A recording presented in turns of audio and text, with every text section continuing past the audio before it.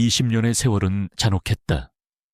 그것은 기억을 희미하게 만들고 슬픔을 무디게 하며 심지어는 가장 끔찍했던 고통마저도 일상이라는 무미건조한 옷으로 덮어버렸다. 그러나 이형철에게 20년 전 그날은 어제 일처럼 생생했다. 아니, 어쩌면 어제보다 더 선명했다. 장남 이진우의 결혼식 날이었다. 드림 팰리스 호텔의 그랜드 볼룸은 순백의 꽃으로 가득 채워져 있었고 은은한 조명 아래 순백의 꽃잎이 흩날렸다. 희망과 축복이 가득해야 할 이 공간에서 이형철은 깊은 상실감에 젖어 있었다.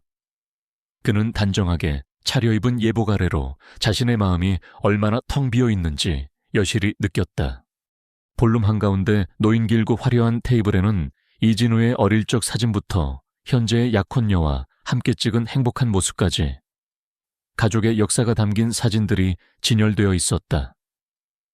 그중 유독 빛바랜 사진 한 장이 이형철의 시선을 사로잡았다. 어린 이현우, 그의 막내 아들이 해맑게 웃으며 큰형 이진우의 어깨에 팔을 두르고 있었다. 사진 속 현우의 목에는 그가 늘 아끼던 우우라고 새겨진 낡은 은빛 목걸이가 걸려 있었다. 그 목걸이는 현우가 사라진 후에도 결코 찾을 수 없었던 유일한 유품이었다. 20년 전 그 여름날, 현우는 감쪽같이 사라졌고 아무런 단서도 남기지 않았다. 경찰은 유괴로 추정했지만 범인의 흔적은 온데간데 없었다. 결국 현우는 실종이 아닌 사망으로 처리되었고 가족의 가슴에는 영원히 지워지지 않을 멍울로 남았다. 이영철은 손을 뻗어 사진 속 현우의 얼굴을 쓸었다. 그의 손끝에 닿는 것은 차가운 유리였지만 그의 마음속에는 현우의 온기가 생생하게 느껴지는 듯했다. 그는 천천히 손을 내렸다. 깊게 파인 그의 미간 주름과 텅 빈 눈동자는 지난 세월의 고통을 고스란히 담고 있었다. 겉으로는 번듯한 기업을 일구고 성공한 사업가로 불렸지만 그의 내면은 메마른 사막 같았다. 현우가 사라진 후 그의 삶에서 진정한 행복은 증발해버렸다. 볼룸 한쪽에서는 결혼식 준비가 한창이었다. 플로리스트들은 마지막으로 꽃장식을 손보고 있었고 웨딩 플래너는 진행 상황을 점검하며 바쁘게 움직였다. 향긋한 백합 향기가 볼룸 가득 퍼졌지만 이형철에게는 그저 공허한 향으로 다가올 뿐이었다. 오히려 그 향은 그에게 알 수 없는 불안감을 안겨주었다. 모든 것이 완벽했지만 어딘가 불안정한 균형 위에 놓여있는 듯했다. 이형철은 천천히 걸음을 옮겨 볼룸 구석의 빈 테이블에 앉았다. 그의 옆에는 아무도 없었다. 그는 늘 혼자였다. 진우는 자신의 결혼식 준비에 여념이 없었고 그의 아내이자 현우의 어머니인 김민주는 애써 밝은 표정을 지으려 노력했지만 그녀의 눈가에는 지울 수 없는 슬픔이 드리워져 있었다. 민주는 여전히 밤마다 현우의 이름을 부르짖으며 흐느꼈고 새벽녘이면 현우가 좋아했던 약초들을 다려 약을 지었다. 그 쌉쌀한 약초 냄새는 이형철의 침실까지 스며들어 그를 더욱 고통스럽게 만들었다. 그는 아내의 고통을 덜어줄 수 없다는 무력감에 시달렸다. 여보, 괜찮아요. 김민주가 걱정스러운 얼굴로 이형철의 옆에 다가왔다. 그녀의 손에는 따뜻한 차 한 잔이 들려 있었다.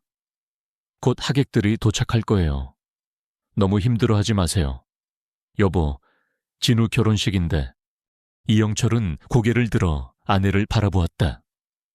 그녀의 얼굴에도 20년의 세월이 고스란히 새겨져 있었다.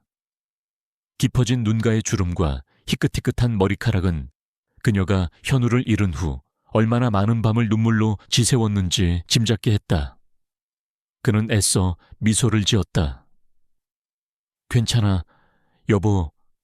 걱정 마. 오랜만에 이렇게 많은 사람들 앞에서 웃어야 하는데 쉽지가 않네. 그의 목소리는 갈라져 있었다.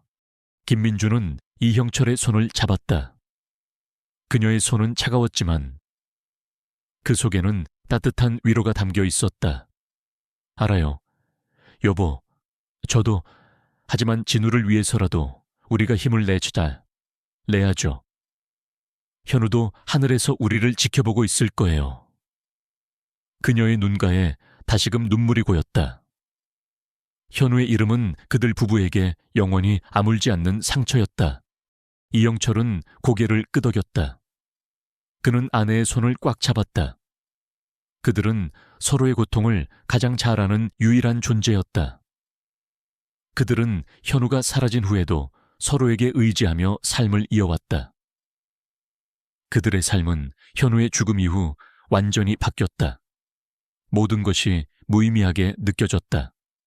그러나 그들은 진우를 위해 그리고 서로를 위해 버텨왔다. 현우가 사라진 후 이형철과 김민주는 수많은 시간을 현우를 찾는 데 바쳤다. 그들은 사설 탐정을 고용하고 전단지를 뿌리고 심지어는 무당까지 찾아갔다. 그러나 모든 노력은 수포로 돌아갔다. 현우는 흔적도 없이 사라졌다. 그들은 결국 현우가 죽었다는 사실을 받아들여야 했다.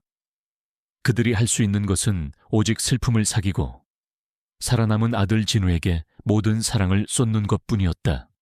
진우는 현우가 사라진 후 부모님의 슬픔을 가장 가까이에서 지켜보았다. 그는 자신이 부모님에게 유일하게 남은 희망이자 위로라고 생각했다. 그래서 그는 항상 완벽한 아들이 되기 위해 노력했다. 공부도 1등을 놓치지 않았고 부모님의 기대를 저버리지 않기 위해 항상 최선을 다했다. 그의 성공은 부모님의 슬픔을 잊게 하는 유일한 위안이었다. 그러나 진우의 마음속에도 현우의 빈자리는 늘 남아있었다. 그는 현우를 사랑했지만 동시에 현우에게 모든 관심이 집중되는 것을 보며 질투심을 느끼기도 했다. 그 복잡한 감정은 그의 내면 깊숙이 숨겨져 있었다. 이영철은 문득 자신의 서재에 보관해둔 작은 나무 상자를 떠올렸다. 그 상자 안에는 현우의 유일한 유품들이 들어있었다. 낡은 로봇 장난감, 그림이 그려진 스케치북, 그리고 현우가 어릴 적 자주 불었던 낡은 플라스틱 피리. 현우는 유독 피리 부는 것을 좋아했다. 그의 서툰 피리 소리는 이형철에게 언제나 평화와 행복을 가져다 주었다. 현우가 사라진 후 이형철은 그 피리 소리를 다시는 들을 수 없었다. 아니, 그 소리는 그의 마음속에서 영원히 메아리치고 있었다. 그는 가끔씩 현우가 불었던 그 멜로디를 흥얼거리곤 했다. 그 멜로디는 그에게 고통스러운 동시에 위로가 되는 존재였다. 며칠 전 이형철은 밤늦도록 잠을 이루지 못하고 서재에 앉아 있었다. 그는 현우의 상자를 열고 유품들을 하나하나 꺼내보았다. 낡은 로봇 장난감의 팔은 부러져 있었고 스케치북의 그림들은 색이 발해 있었다. 그는 조심스럽게 플라스틱 피리를 집어들었다. 먼지가 쌓여 있었지만 그의 손에 닿는 피리의 감촉은 여전히 따뜻한 듯했다. 그는 피리를 입에 대고 나지막이 불어보았다. 서툰 소리가 울려 퍼졌지만 그 소리는 그의 마음을 아프게 울렸다. 그때였다. 희미하게 들려오는 그의 피리 소리와 똑같은 멜로디가 그의 귓가를 스쳤다. 마치 누군가 멀리서 그 멜로디를 따라 부는 듯했다. 이영철은 깜짝 놀라 주위를 둘러보았다. 하지만 그의 서재에는 아무도 없었다. 그는 창문을 열어 밖을 내다보았지만 텅 빈 밤하늘과 고요한 아파트 단지만이 그를 맞이했다. 그는 자신이 너무 현우를 그리워한 나머지 환청을 들었다고 생각했다. 그는 피리를 상자 안에 다시 넣고 상자를 닫았다. 그의 마음은 더욱 시리고 아팠다. 괜찮으세요? 회장님 이영철의 비서가 다가와 물었다. 비서의 목소리는 정중했지만 그의 눈에는 이형철을 향한 동정심이 역력했다. 이형철은 그 시선을 피하며 고개를 저었다. 그는 자신의 나약한 모습을 다른 사람들에게 보이고 싶지 않았다. 그는 늘 강한 아버지이자 사업가로 보이고 싶었다. 결혼식 시작 시간까지는 아직 여유가 있었다. 이형철은 볼룸 이곳저곳을 둘러보았다. 모든 것이 완벽하게 준비되어 있었다. 그러나 그의 눈에는 여전히 현우의 빈자리가 너무나도 크게 느껴졌다. 하객들이 하나둘씩 도착하기 시작했다. 그들은 화려한 옷차림으로 웃고 떠들며 축하의 메시지를 전했다. 그들의 밝은 표정은 이형철의 마음을 더욱 무겁게 만들었다. 그는 그들 속에서 이방인이 된 듯한 느낌을 받았다. 그는 문득 20년 전 진우의 초등학교 졸업식 날을 떠올렸다. 현우는 형의 졸업을 축하하기 위해 작은 꽃다발을 들고 있었다. 그의 얼굴에는 해맑은 미소가 가득했다. 형아, 축하해. 내가 제일 좋아하는 형아. 현우는 진우에게 달려가 안겼고, 진우는 그런 동생을 귀찮아하면서도 뿌듯해했다. 그날은 온 가족이 행복했던 날이었다. 그러나 이제는 그날의 행복이 마치 먼 꿈처럼 느껴졌다. 이영철은 한숨을 쉬었다. 그는 억지로라도 이 날을 즐겨야 한다고 스스로를 다독였다. 진우의 행복을 위해서라도 그는 다시 한번 현우의 사진을 바라보았다. 사진 속 현우의 눈동자는 영원히 그의 마음속에 박혀 있었다. 현우의 마지막 모습은 언제나 그의 기억 속에 생생하게 남아 있었다. 그 어린아이는 어디로 사라진 걸까? 정말로 그는 죽은 걸까?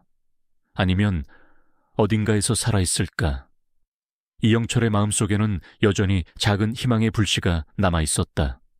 하지만 그는 그 불씨를 밖으로 드러내지 않았다. 20년 동안 그 희망은 그를 끊임없이 괴롭혔기 때문이었다. 그것은 그에게 고통스러운 짐과 같았다. 볼룸의 문이 활짝 열리고 하객들이 물밀듯이 들어오기 시작했다. 웃음소리와 이야기 소리가 볼룸을 가득 채웠다. 이형철은 애써 미소를 지으며 그들을 맞이했다. 그는 자신의 감정을 숨기기 위해 노력했다. 그는 완벽한 아버지, 완벽한 사업가로 보이고 싶었다. 하지만 그의 마음속에는 여전히 텅 빈 자리가 너무나도 크게 느껴졌다. 그 자리는 영원히 채워지지 않을 듯했다. 이영철은 자신의 옆에 놓인 작은 은색 상자를 무의식적으로 만졌다. 그 상자 안에는 현우의 낡은 피리와 함께 그가 직접 만든 작은 나무 조각상들이 들어있었다. 현우는 손재주가 뛰어났다. 그는 늘 작은 칼로 나무를 깎아 자신만의 장난감을 만들었다. 그 조각상들은 현우의 흔적을 담고 있는 소중한 보물이었다. 이형철은 가끔씩 그 조각상들을 꺼내 만져보곤 했다. 그의 손끝에 닿는 나무의 감촉은 그에게 현우의 온기를 느끼게 해주었다. 그는 그 감각을 통해 현우가 아직 살아있는 듯한 착각에 빠지곤 했다. 그는 문득 볼룸 한쪽 구석에 놓인 거대한 웨딩 케이크를 바라보았다. 층층이 쌓인 케이크 위에는 신랑 신부의 인형이 행복하게 서 있었다. 그 케이크는 완벽했지만 이영철에게는 어딘가 차갑고 공허하게 느껴졌다. 그의 마음속에는 늘 무언가 부족하다는 느낌이 들었다. 그것은 현우의 빈자리였다. 그는 다시 한번 빛바랜 현우의 사진을 바라보았다. 사진 속 현우는 해맑게 웃고 있었다. 이형철은 현우가 살아있을 때 단 한 번도 그에게 진심으로 사랑한다는 말을 해주지 못했다는 사실에 깊은 후회를 느꼈다. 그는 늘 바쁘다는 핑계로 현우에게 소홀했다. 그는 현우를 잃고 나서야 그 아이가 자신에게 얼마나 소중한 존재였는지 깨달았다. 그 후회는 20년 동안 그의 심장을 갉아먹는 칼날이 되었다. 이형철은 억지로라도 고개를 돌려 다른 하객들과 인사를 나누었다. 그는 애써 밝은 표정을 지으며 농담을 건넸지만 그의 눈빛은 여전히 공허했다. 그는 그들의 웃음소리 속에서 자신의 고독을 더욱 깊이 느꼈다. 그는 완벽한 결혼식을 위해 최선을 다했지만 그의 마음속에는 여전히 해결되지 않은 숙제가 남아 있었다. 그것은 바로 현우의 부재였다. 그의 머릿속에는 현우가 즐겨 불렀던 멜로디가 다시금 울려 퍼졌다. 그 멜로디는 슬펐지만 동시에 아름다웠다. 그것은 현우의 영혼이 그에게 보내는 메시지 같았다. 이영철은 그 멜로디를 따라 허밍을 시작했다. 그의 목소리는 낮았지만 그 속에는 현우를 향한 깊은 그리움과 사랑이 담겨 있었다. 그는 그 멜로디 속에서 현우와 다시 만나는 꿈을 꾸었다. 하지만 꿈은 꿈일 뿐이었다. 현실은 그에게 더 큰 고통을 안겨주었다. 이진우의 결혼식 총연습이 진행되는 동안 드림 팰리스 호텔의 그랜드 볼룸에는 겉으로 보기에 완벽한 평화가 감돌았다. 순백의 꽃 장식과 화려한 샹들리에가 빛을 발했고 웨딩 플래너의 지시에 따라 신랑 신부가 서툴지만 행복한 미소를 지으며 버진 로드를 걸었다. 이영철은 아내 김민주와 함께 하객석에 앉아 그 모습을 지켜보았다. 그의 얼굴에는 애써 지은 미소가 걸려 있었지만 그의 눈빛은 여전히 어딘가 공허했다. 김민주는 손수건을 쥐고 연신 눈가를 닦아냈다. 그녀는 진우가 행복한 모습을 볼 때마다 존재하지 않는 현우의 빈자리를 더욱 절실히 느꼈다. 총연습이 거의 끝나갈 무렵 예상치 못한 문제가 발생했다. 결혼식 축가를 담당할 콰르텟이 연주를 시작하려 할 때 그랜드 피아노에서 갑자기 쿵 하는 소리와 함께 건반 몇 개가 작동하지 않는다는 불만이 터져 나왔다. 피아노는 호텔 측에서 최고급으로 공수해 온 것이었기에 모두가 당황했다. 웨딩 플래너는 얼굴이 사색이 되어 여기저기 전화를 걸며 수리공을 찾았다. 이럴 수가, 피아노가 고장이라니. 내일이 결혼식인데 당장 고칠 사람 없어. 웨딩 플래너가 신경질적으로 소리쳤다. 호텔 직원들은 우왕좌왕하며 난감한 표정을 지었다. 피아노는 정밀한 악기였고 일반 수리공이 즉시 고치기는 어려웠다. 모두가 초조하게 발을 동동 구르고 있을 때였다. 볼룸 한쪽 구석에서 낡은 공구 가방을 든 한 남자가 천천히 걸어 나왔다. 그의 옷차림은 허름했고 얼굴에는 거친 세월의 흔적이 역력했다. 그의 눈빛은 깊고 어딘가 사연을 담고 있는 듯했다. 그는 주저하는 기색 없이 피아노 앞으로 다가갔다. 키는 보통이었지만 꽤 단단해 보이는 체격이었다. 이름표도 없이 그저 수리공이라고 말할 뿐이었다. 그는 강민숙 민소였다. 제가 한번 보겠습니다. 그의 목소리는 나지막했지만 그 속에는 알 수 없는 자신감이 담겨 있었다. 웨딩 플래너는 그를 의심스러운 눈빛으로 바라보았다. 당신 누구예요? 왜 갑자기 나타난 거죠? 피아노를 고칠 수 있겠어요. 강민수는 대답 대신 피아노 앞에 무릎을 꿇고 앉았다. 그는 능숙하게 피아노 건반을 하나하나 눌러보고 내부를 살펴보았다. 그의 손놀림은 섬세하고 정확했다. 그는 잠시 눈을 감고 피아노의 소리에 귀를 기울이는 듯했다. 마치 피아노와 교감하는 듯한 모습이었다. 이영철은 강민수를 물끄러미 바라보았다. 왠지 모르게 그의 뒷모습에서 익숙한 느낌을 받았다. 피아노를 향한 그의 집중과 섬세한 손놀림은 어딘가 현우의 모습을 연상시켰다. 현우 또한 음악과 기계에 남다른 재능이 있었다. 어린 시절, 현우는 늘 낡은 장난감을 분해하고 조립하며 놀았고 플라스틱 피리로 자신만의 멜로디를 만들어 연주하곤 했다. 그의 작은 손은 언제나 무언가를 만들고 수리하는데 재주를 보였다. 강민수는 잠시 후 피아노 내부의 작은 부품 하나를 조심스럽게 만졌다. 이 부품이 문제네요. 살짝 휘었습니다. 그는 공구 가방에서 작은 핀셋을 꺼내 휘어진 부품을 정확하게 펴냈다. 그리고는 몇 번 더 건반을 눌러보았다. 건반에서 다시금 아름다운 소리가 울려 퍼졌다. 그는 피아노에 앉아 나지막이 멜로디를 연주하기 시작했다. 그 멜로디는 이형철의 심장을 꿰뚫는 듯했다.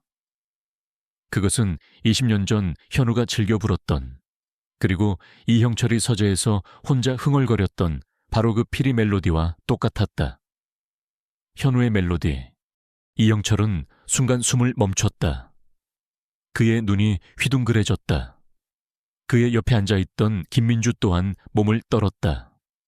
그녀의 얼굴은 창백해졌고 손에 쥐고 있던 손수건이 바닥으로 떨어졌다. 여보, 이 소리, 현우가 불던 그 소리잖아.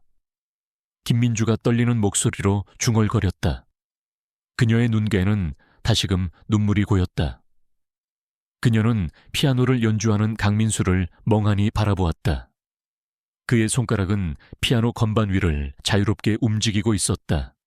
강민수는 연주를 멈췄다. 그는 자신의 연주가 너무나도 능숙했음을 깨달은 듯 왠지 모르게 어색한 표정을 지었다. 그는 고개를 들어 이형철과 김민주를 바라보았다. 그의 눈빛은 잠시 흔들리는 듯했지만 이내 다시 깊고 차분한 눈빛으로 돌아왔다. 그는 그들의 시선을 피하며 자리에서 일어났다. 술이 다 됐습니다.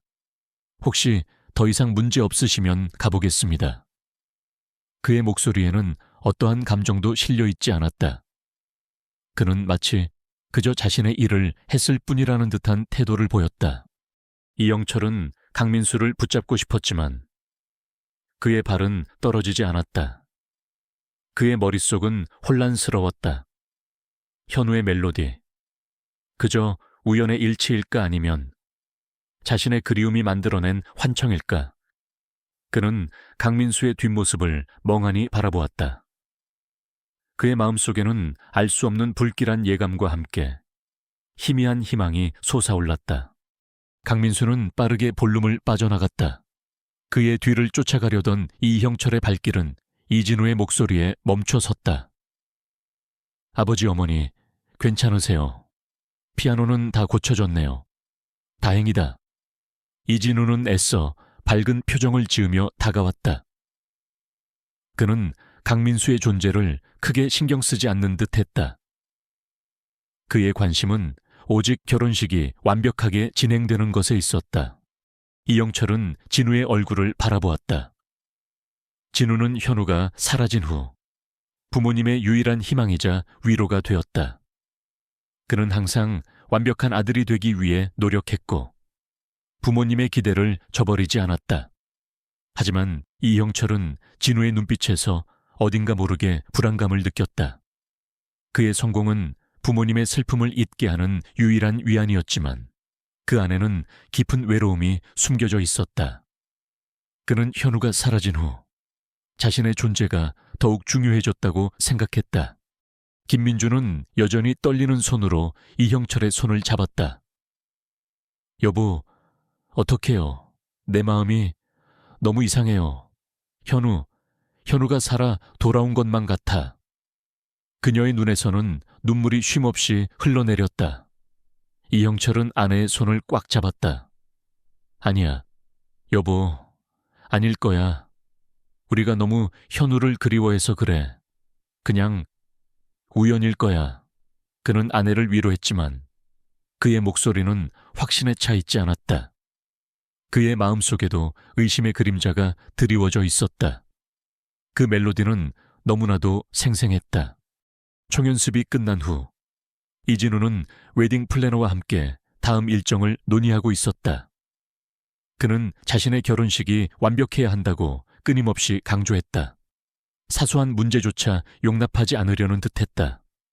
그의 강박적인 모습은 이형철에게 낯설지 않았다. 진우는 늘 완벽함을 추구했다.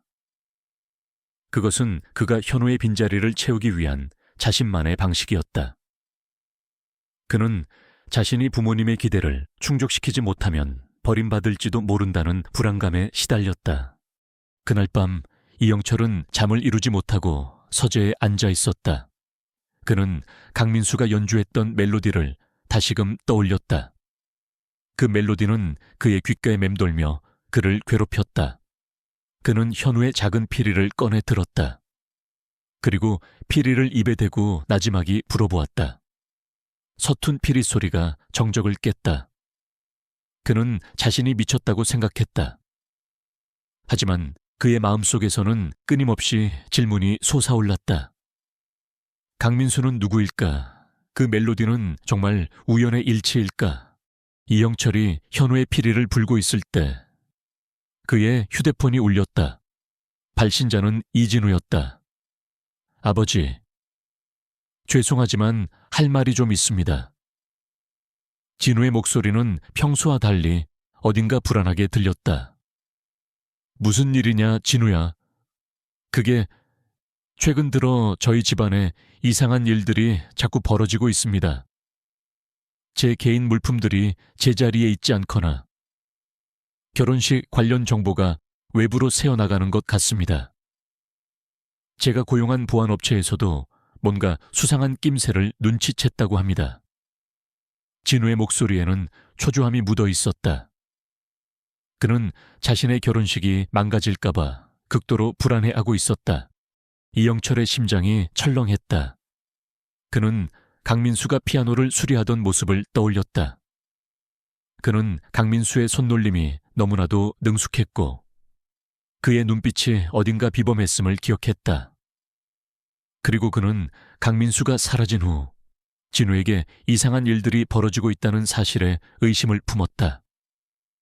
설마 강민수라는 그 피아노 수리공, 아버지, 그 사람을 의심하시는 겁니까? 저도 왠지 모르게 그 사람이 낯설지 않습니다. 그리고 그의 눈빛에서 뭔가 음흉한 기운이 느껴졌습니다. 마치 우리 가족의 비밀을 알고 있는 듯한. 진우는 강민수를 향한 의심을 노골적으로 드러냈다. 그는 자신의 자리를 위협하는 존재를 제거하려 했다. 이형철은 진우의 말을 들으며 혼란스러웠다. 강민수가 현우일 가능성은 배제할 수 없었다. 하지만 동시에 강민수가 이진우의 결혼식을 방해하려는 범죄자일 수도 있다는 생각에 불안감이 커졌다. 그는 진우에게 침착하게 대응하라고 조언했다. 일단 침착하게 상황을 지켜봐라. 괜히 일을 키우지 말고. 이형철은 전화를 끊었다. 그의 마음속에는 복잡한 감정들이 뒤섞였다. 불안감, 의심, 그리고 희미한 희망. 그는 현우가 살아있을지도 모른다는 희망을 품는 것이 얼마나 잔인한 일인지 잘 알고 있었다. 하지만 그는 그 희망을 놓을 수 없었다. 그의 삶은 20년 동안 텅 비어 있었다. 그 빈자리를 채울 수 있는 유일한 존재는 현우뿐이었다. 이영철은 서재의 창문을 열었다. 차가운 밤 공기가 그의 얼굴을 스쳤다. 그는 밤하늘의 별들을 올려다보았다. 현우가 사라진 후 그는 밤마다 하늘의 별들을 바라보며 현우가 별이 되었다고 믿었다. 그러나 이제 그는 현우가 어딘가에서 살아있을지도 모른다는 희망을 품게 되었다. 그는 다시 한번 현우의 피리를 입에 대고 불었다. 그의 멜로디는 밤하늘을 가로질러 멀리 퍼져나가는 듯했다. 그는 간절히 바랐다. 자신의 멜로디가 현우에게 닿기를. 이영철은 그날 밤 잠들지 못하고 강민수라는 이름과 현우의 멜로디를 머릿속으로 되뇌었다. 그의 삶은 더 이상 평화롭지 않았다. 잔잔했던 호수에 균열이 생기기 시작했고 잊혀진 과거의 속삭임이 그의 마음을 흔들었다.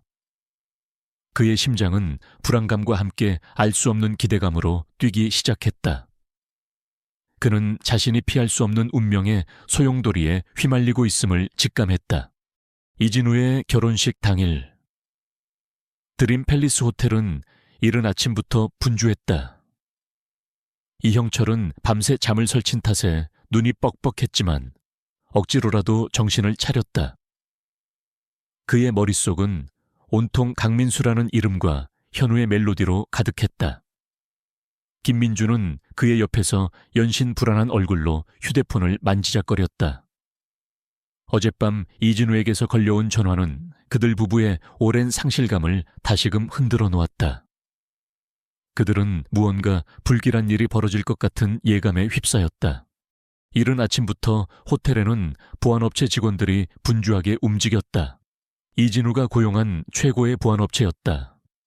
최첨단 감시 카메라와 센서들이 호텔 곳곳에 설치되었고 숙련된 경호원들이 삼엄하게 경비를 섰다. 이진우는 심각한 얼굴로 보안업체 팀장에게 거듭 강조했다. 어떤 사소한 문제도 용납하지 않겠습니다. 제 결혼식은 완벽해야 합니다. 특히 어제 그 피아노 수리공, 그자가 수상하니 철저히 감시하십시오. 그의 목소리에는 강한 불신과 경계심이 담겨 있었다. 그는 강민수가 자신과 가족에게 해를 끼칠지도 모른다는 의심에 사로잡혀 있었다. 이영철은 진우의 강박적인 모습에서 그의 깊은 불안감을 읽었다. 진우는 늘 모든 것을 통제하려 했다. 그것은 어릴 적 현우가 사라진 후 자신에게 남겨진 책임감과 불안감에서 비롯된 것이었다. 그는 자신이 완벽해야만 부모님의 슬픔을 잊게 하고 자신을 잃을지도 모른다는 불안감을 떨쳐낼 수 있다고 생각했다. 그의 노력은 항상 칭찬받았지만 동시에 그에게는 무거운 짐이 되었다. 호텔 로비에서는 하객들이 하나둘씩 도착하고 있었다. 웅성거리는 소리와 함께 화려한 옷차림의 사람들이 오갔다. 이영철은 애써 미소를 지으며 하객들을 맞이했지만 그의 시선은 끊임없이 주변을 맴돌았다. 그는 강민수가 나타날까봐 불안해하면서도 동시에 그가 나타나 주기를 바라는 이중적인 감정에 시달렸다. 바로 그때 볼룸으로 향하는 통로에서 소란이 일었다. 호텔 직원이 다급하게 소리쳤다. 비상보안 시스템 오류입니다. 통로 쪽 카메라들이 전부 먹통이 됐습니다. 이진우는 얼굴이 사색이 되어 달려갔다. 이게 무슨 소리야. 당장 해결해. 내가 어떤 보안업체와 계약했는데 책임져. 그의 목소리는 분노로 가득했다. 그의 완벽한 결혼식에 그림자가 들이우고 있었다. 보안업체 직원들은 당황하며 서둘러 오류 원인을 파악하려 했지만 문제가 쉽게 해결되지 않았다. 모든 카메라 시스템이 마치 누군가 고의적으로 마비시킨 듯 작동을 멈춘 상태였다. 이 상황은 마치 이진우가 어젯밤 이야기했던 이상한 일들의 연장선처럼 느껴졌다. 그때였다. 웅성거리는 사람들 틈에서 강민수가 다시 나타났다. 그의 손에는 여전히 낡은 공구 가방이 들려 있었다. 그의 눈빛은 차분했지만 어딘가 비범한 기운이 감돌았다. 그는 혼란스러운 상황 속에서도 거침없이 보안 시스템이 설치된 통제실로 향했다. 마치 자신이 해야 할 일을 알고 있다는 듯이 당신은 또 뭐야? 여기 함부로 들어오면 안 돼. 보안업체 직원이 강민수를 제지하려 했다. 강민수는 대답 대신 손을 뻗어 통제실 벽에 설치된 보안 패널을 만졌다.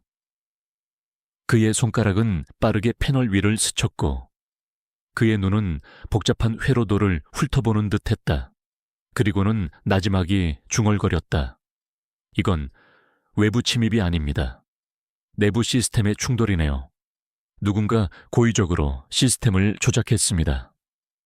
그의 목소리는 확신에 차 있었다. 이진우는 강민수의 말에 눈살을 찌푸렸다. 뭐 고의적이라고 그럼 내놈 짓이냐. 그는 강민수를 향해 달려들었다. 그는 강민수가 자신의 결혼식을 망치려는 범인이라고 확신했다. 강민수는 진우의 노골적인 의심에도 불구하고 침착하게 대응했다. 일단 제가 고쳐보겠습니다. 시간이 없습니다. 그는 보안업체 직원들에게 몇 가지 지시를 내렸다. 그의 지시는 명확하고 정확했다. 보안업체 직원들은 반신반의하면서도 그의 지시에 따랐다. 그들은 그가 마치 이 시스템을 완벽하게 이해하고 있는 전문가처럼 느껴졌다. 강민수는 재빨리 노트북을 꺼내 통제실의 메인 서버에 연결했다. 그의 손가락은 키보드 위를 빠르게 움직였다. 복잡한 코드들이 화면의 번개처럼 스쳐 지나갔다. 그의 눈빛은 화면에 고정되어 있었고 그의 얼굴에는 고도의 집중력이 깃들어 있었다. 그는 시스템의 오류를 찾아내고 그것을 해결하기 위해 자신의 모든 능력을 사용했다. 이형철은 강민수의 모습을 멍하니 바라보았다. 그의 손놀림은 너무나도 익숙했다. 어릴 적 현우가 컴퓨터 자판 위에서 놀랍도록 빠른 속도로 코드를 입력하던 모습과 겹쳐졌다. 현우는 어린 나이에도 불구하고 컴퓨터와 기계에 남다른 재능을 보였다. 그는 늘 낡은 라디오나 시계를 분해하고 조립하며 놀았고 복잡한 기계의 원리를 직관적으로 이해했다. 강민수의 모습은 현우의 어린 시절 모습과 너무나도 닮아 있었다. 이럴 수가... 저 사람이... 현우가 맞을까? 이형철의 심장은 격렬하게 뛰었다. 그의 눈에는 희망과 함께 불안감이 교차했다. 현우가 살아 돌아온다는 것은 기적과도 같은 일이었다. 그러나 동시에 그 기적은 그들에게 또 다른 고통을 안겨줄지도 모른다는 불안감을 주었다. 강민수의 손놀림은 더욱 빨라졌다. 그의 얼굴에는 식은땀이 흘렀지만 그의 눈은 결코 흔들리지 않았다. 그는 마침내 마지막 코드를 입력했다. 띠리링 하는 소리와 함께 통제실의 모든 화면이 다시 켜졌다. 카메라들이 다시 작동하기 시작했고 로비의 전광판에 보안 시스템 정상 작동이라는 문구가 떴다. 모든 오류가 완벽하게 해결된 것이다. 이진우와 보안업체 직원들은 강민수의 놀라운 실력에 경악했다. 그들은 그가 단순한 피아노 수리공이 아님을 직감했다. 그의 능력은 전문가 수준을 넘어선 것이었다. 이럴 수가... 당신 대체 누구죠? 보안업체 팀장이 강민수에게 물었다. 그의 목소리에는 놀라움과 함께 경외심이 섞여 있었다. 강민수는 아무 말 없이 자리에서 일어섰다. 그는 자신의 손목에 채워진 낡은 시계를 잠시 바라보았다. 그리고는 사람들의 시선을 피해 조용히 볼룸을 빠져나가려 했다. 그는 자신의 능력을 드러내고 싶지 않은 듯했다. 그는 여전히 자신의 정체를 숨기려 했다. 잠깐만요, 강민수 씨. 김지혜 기자가 다급하게 그를 불렀다. 그녀는 민준의 뒤에 서서 그 모든 광경을 지켜보고 있었다. 그녀는 강민수가 시스템 오류를 해결하는 모습을 카메라에 담았다. 그녀의 눈은 강민수의 비범한 능력을 놓치지 않았다. 그녀는 직감했다.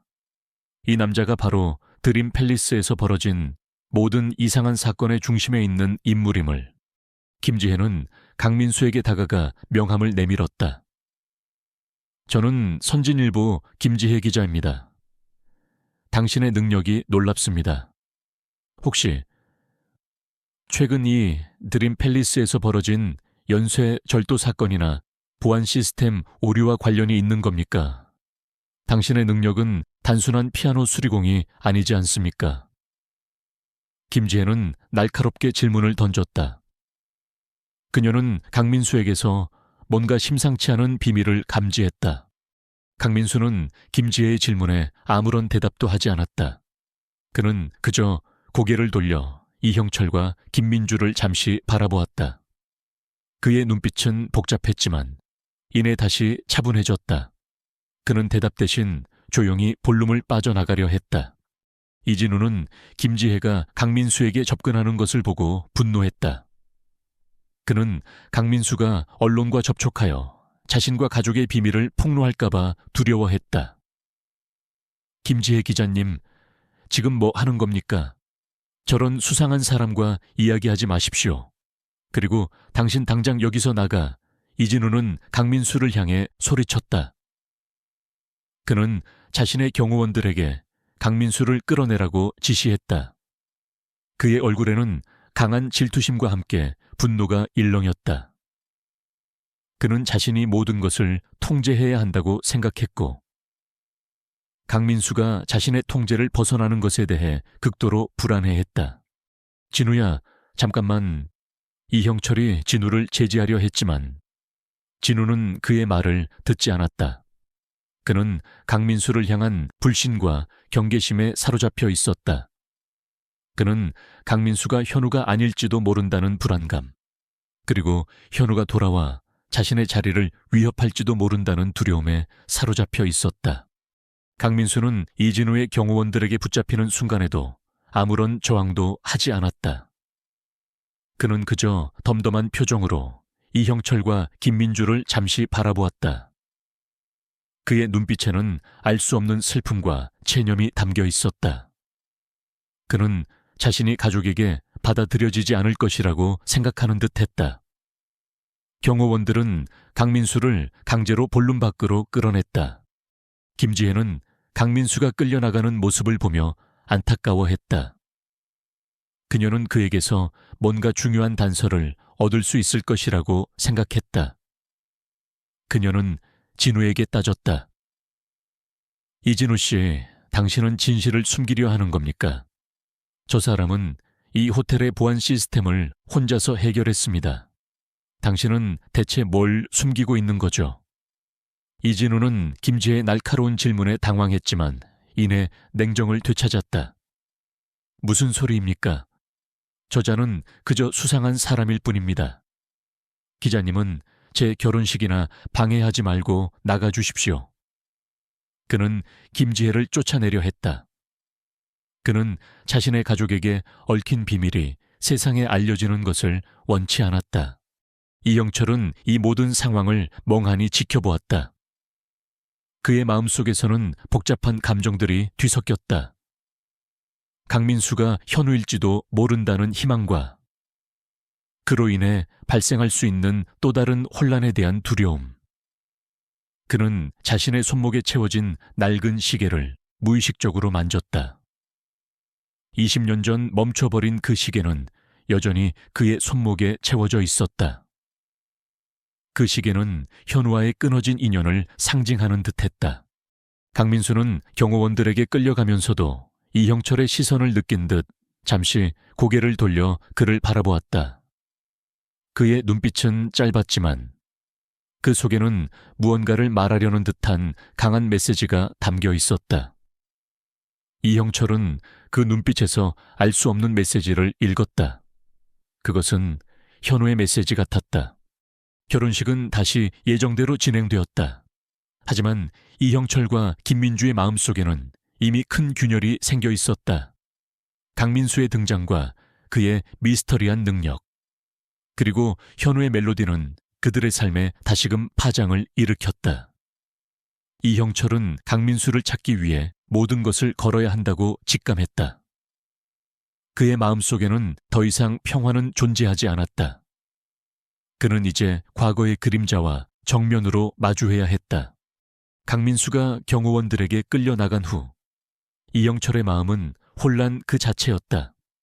그의 눈앞에는 강민수의 모습과 어린 현우의 모습이 겹쳐 보였고 그의 귓게는 현우의 멜로디가 맴돌았다.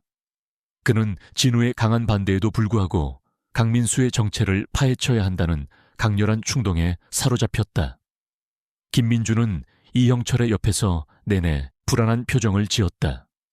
그녀는 강민수가 현우일지도 모른다는 희망과 함께 만약 그가 현우가 아니라면 그들에게 또 다른 상처가 될 것이라는 두려움에 휩싸였다. 이형철은 결혼식 내내 단상 위에서 웃고 있는 진우를 보면서도 마음이 편치 않았다. 그의 시선은 끊임없이 본룸 문을 향했다. 마치 강민수가 다시 나타나 주기를 바라는 듯했다. 결혼식이 끝난 후 이형철은 곧바로 김지혜 기자에게 연락했다. 김지혜 기자는 이형철의 연락에 놀랐지만 동시에 그녀는 강민수에게서 느꼈던 비범함과 미스터리함을 풀 수 있는 기회라고 생각했다. 그녀는 이형철의 부름에 기꺼이 응했다. 이형철과 김지혜는 호텔 근처의 한 카페에서 만났다. 이형철은 초조한 얼굴로 김지혜에게 강민수에 대한 이야기를 털어놓았다. 20년 전 현우가 사라진 일, 강민수가 연주했던 현우의 멜로디, 그리고 그의 놀라운 컴퓨터 및 기계 지식까지. 그는 김지혜에게 강민수가 현우일지도 모른다는 자신의 직감을 이야기했다. 김지혜 기자님, 저는 그 사람이 제 아들 현우일지도 모른다는 생각에 잠을 이룰 수가 없습니다. 제 아들이 살아있다면 저는 무슨 수를 써서라도 그 아이를 찾아야 합니다. 부디 저를 도와주십시오. 이형철의 목소리는 간절했다. 그의 눈에는 희미한 희망과 함께 절박함이 섞여 있었다. 김지혜는 이형철의 이야기에 귀 기울였다. 그녀는 강민수에게서 느꼈던 비범함과 그의 낡은 시계, 그리고 그의 눈빛을 떠올렸다. 기자로서의 직감은 그녀에게 이 사건이 단순한 가족사가 아님을 알려주었다. 그녀는 이형철에게 진심으로 공감하며 말했다. 회장님, 제가 가진 모든 정보력과 인맥을 동원해서 강민수 씨의 과거를 파헤쳐 보겠습니다. 이 모든 미스터리를 함께 풀어보죠. 김지혜는 곧바로 강민수의 뒤를 쫓기 시작했다. 그녀는 자신이 가진 모든 정보 채널을 동원했다. 그녀는 강민수가 피아노 수리공으로 일했던 작은 가게들을 찾아다녔고, 그가 머물렀던 임시 숙소들을 탐문했다.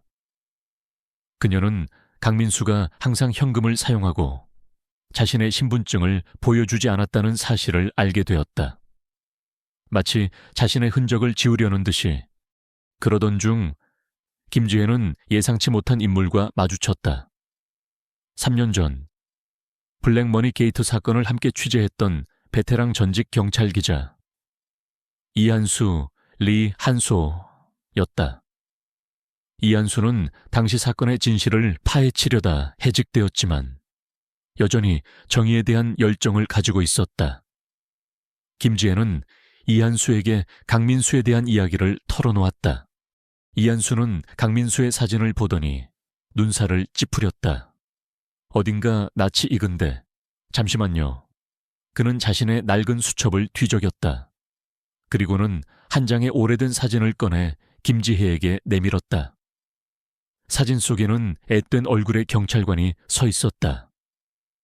그의 손목에는 미세한 흉터가 있었고 그의 목에는 낡은 은빛 목걸이가 걸려 있었다.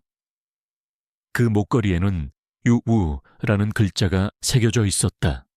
강민수의 목걸이와 똑같았다. 이 사람 김민준 형사입니다. 3년 전 블랙 머니게이트 사건의 핵심 인물이었죠.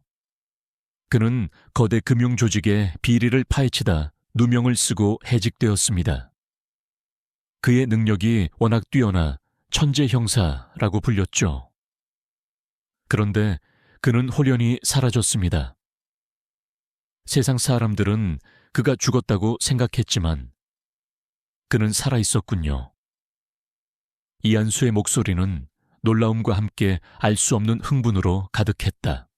김지혜는 사진 속 김민준 형사의 얼굴과 강민수의 얼굴을 번갈아 보았다. 시간의 흔적이 있었지만 분명히 동일 인물이었다. 김민준 형사, 그 사람이 강민수 씨였군요. 그런데 왜 이름까지 바꾸고 사라졌을까요? 그리고 그의 과거와 현우의 실종 사건은 대체 무슨 연관이 있는 거죠? 김지혜의 질문은 꼬리에 꼬리를 물었다. 이한수는 김민준 형사가 맡았던 마지막 사건을 설명했다. 김민준 형사는 이진우라는 사업가의 비리를 파헤치고 있었습니다.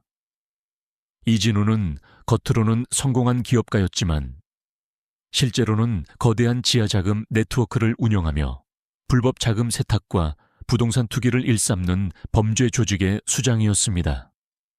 특히 그는 드림 팰리스, 아파트 단지를 자신의 마지막 자금 세탁 거점으로 삼아 막대한 비자금을 합법적인 자산으로 둔갑시키려 했습니다. 김민준 형사는 이진우의 비자금 통로를 추적하던 중 드림 팰리스, 지하에 숨겨진 비밀 금고와 그 안에 보관된 블랙 다이아몬드라는 거액의 비자금을 발견했습니다. 이 블랙 다이아몬드는 이진우가 지난 수십 년간 불법적으로 모은 모든 자금의 핵심이자 그의 범죄 네트워크를 움직이는 원동력이었습니다. 이진우는 이 다이아몬드를 이용하여 거대한 국제 금융 범죄를 저지르려 했습니다. 이진우라면 제 결혼식의 신랑인 이진우 회장님의 아들 이진우 말입니까? 김지혜는 충격에 말을 잇지 못했다. 아니요, 동명이인입니다. 당시 수사 대상이었던 이진우는 다른 이진우입니다. 본명은 최진호였고 신분 세탁을 통해 이진우라는 이름을 사용했습니다. 그는 현재 모든 것을 잃고 감옥에 있습니다. 하지만 당시 김민준 형사를 담당했던 사건을 맡은 이진우는 또 다른 진우입니다. 바로 이진우 회장님의 아들 이진우입니다. 이한수는 설명을 이어갔다. 그 당시 김민준 형사가 가장 위험하게 여겼던 건 블랙 다이아몬드를 이진우의 아들인 이진우에게 접근시키려는 움직임을 포착했다는 겁니다. 최진호 가명 이진우는 자신의 조직원들을 통해 이진우의 아들 이진우에게 접근하려 했고 그를 이용하여 블랙 다이아몬드를 손에 넣으려 했습니다. 그럼 김민준 형사가 쫓던 이진우와 지금 이영철 회장님의 아들 이진우가 관련이 있다는 말씀입니까? 김지혜는 혼란스러웠다. 네. 정확히 말하면 최진호 가명 이진우가 이영철 회장님의 아들 이진우를 이용하려 했다는 것이죠. 김민준 형사는 이형철 회장님의 아들 이진우를 보호하기 위해 그리고 블랙 다이아몬드의 유출을 막기 위해 고군분투했습니다. 그러나 이진우는 김민준 형사의 움직임을 눈치채고 함정을 파놓았습니다. 그날 밤 김민준 형사는 이진우가 설치한 폭탄에 휘말렸고 함께 수사하던 동료 박선우 형사는 김민준 형사를 구하려다 사망했습니다. 김민준 형사는 겨우 살아남았지만 이진우는 그에게 모든 죄를 뒤집어씌워 범죄에 연루된 부패경찰로 만들었습니다. 결국 그는 모든 것을 잃고 사라졌습니다. 이한수는 말을 마치며 깊은 한숨을 쉬었다. 저는 김민준 형사를 끝까지 믿었습니다. 하지만 그의 말을 증명할 증거가 너무나도 부족했습니다. 그 후로 저는 경찰을 그만두고 진실을 쫓아왔습니다. 저는 김민준 형사가 반드시 돌아올 것이라고 믿었습니다. 김지혜는 이한수의 이야기를 듣고 충격에 휩싸였다.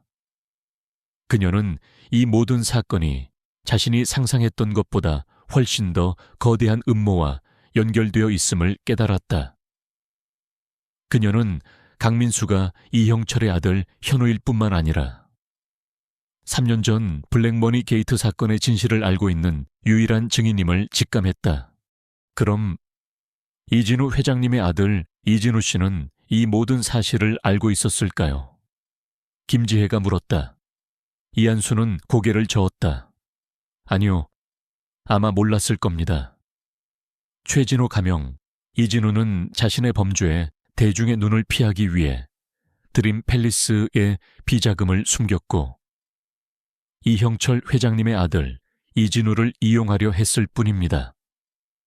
아마 이진우의 아들 이진우는 자신이 이용당하고 있다는 사실조차 몰랐을 겁니다. 그저 드림 팰리스에 숨겨진 보물을 찾으려는 범죄 조직이 있다는 사실만 알고 있었을 뿐이죠. 어쩌면 그 보물이 무엇인지 정확히 알지 못했을 수도 있습니다. 김지혜의 머릿속에서 모든 퍼즐 조각이 맞춰지기 시작했다. 강민수는 이형철의 아들 현우였다. 그는 10년 전 납치되었고 기억을 잃은 채 살아왔다. 그리고 3년 전 그는 천재 형사 김민준이 되어 자신의 가족과 관련된 거대한 범죄를 파헤치려 했다. 그 과정에서 그는 다시 한번 큰 위기를 겪었고 누명을 쓰고 사라졌다. 그리고 지금 그는 다시 나타나 자신의 가족을 보호하고 잃어버린 자신의 기억과 명예를 되찾으려 하고 있었다. 그리고 이 모든 것의 배후에는 여전히 20년 전 현우를 납치했던 조직의 잔당들이 남아있었을 것이다. 최진호 가명, 이진우의 배후 세력이 아직 활동하고 있을지도 모른다는 생각에 김지혜는 소름이 돋았다. 그럼 강민수 씨가 드림 팰리스에 나타난 건 이 모든 것을 해결하기 위해서였군요. 이진우 씨의 결혼식에서 벌어진 모든 일도 그가 자신의 존재를 알리고 동시에 이진우가 숨겨놓은 블랙 다이아몬드를 찾으려는 목적이었을까요? 김지혜가 흥분된 목소리로 물었다. 이한수는 고개를 끄덕였다. 아마 그럴 겁니다. 김민준 형사는 평범한 사람이 아니었습니다. 그는 드림 팰리스가 숨기고 있는 모든 비밀을 꿰뚫어 볼 수 있는 능력을 가지고 있었죠. 건물의 구조, 에너지 흐름, 심지어는 미세한 진동까지도 감지할 수 있었습니다. 아마 그는 그 능력을 이용하여 블랙 다이아몬드의 위치를 파악하고 이진우의 움직임을 추적하고 있었을 겁니다. 김지혜는 즉시 이형철에게 연락했다. 그녀는 이한수와 함께 이형철을 만나 모든 진실을 털어놓았다. 이형철과 김민준은 김민준이 현우라는 사실에 충격을 금치 못했다. 20년 만에 아들이 살아 돌아왔다는 사실에 그들 부부는 눈물을 흘리며 서로를 부둥켜 안았다. 하지만 동시에 그들은 아들이 그동안 얼마나 많은 고통과 시련을 겪었을지 생각하며 가슴 아파했다. 특히 김민준이 자신들의 아들인 이진우를 보호하려다 누명을 쓰고 모든 것을 잃었다는 사실에 이형철은 깊은 자책감에 빠졌다. 현우야, 내 아들아, 살아있어줘서 정말 고맙다. 아버지가 너를 알아보지 못했어. 미안하다. 내 아들. 이형철은 뜨거운 눈물을 흘리며 오열했다. 그의 마음속에 쌓여있던 20년의 슬픔과 회한이 한꺼번에 터져나왔다. 김민주 또한 아들의 이름을 부르며 끊임없이 흐느꼈다. 그들은 강민수, 아니 현우를 찾아야 한다고 생각했다. 그들은 모든 것을 걸고 현우를 되찾고 그의 잃어버린 명예를 회복시켜 주기로 결심했다. 이형철은 자신이 가진 모든 인맥과 재력을 동원하여 현우를 찾기 시작했다. 그때 이진우의 결혼식 총책임자이자 웨딩 플래너였던 김 실장이 이형철에게 급하게 연락했다. 회장님 큰일 났습니다. 이진우 상무님께 협박 전화가 왔습니다. 20년 전 현우 도련님과 관련된 이야기, 그리고 블랙 다이아몬드, 그것을 내놓지 않으면 이진우 상무님을 가만두지 않겠다고 합니다. 김 실장의 목소리는 공포에 질려 있었다. 이형철의 얼굴이 굳어졌다. 그들은 이진우의 아들인 이진우가 자신들의 비밀을 이용하여 블랙 다이아몬드를 손에 넣으려 한다는 사실을 알게 되었다. 김지혜는 직감했다.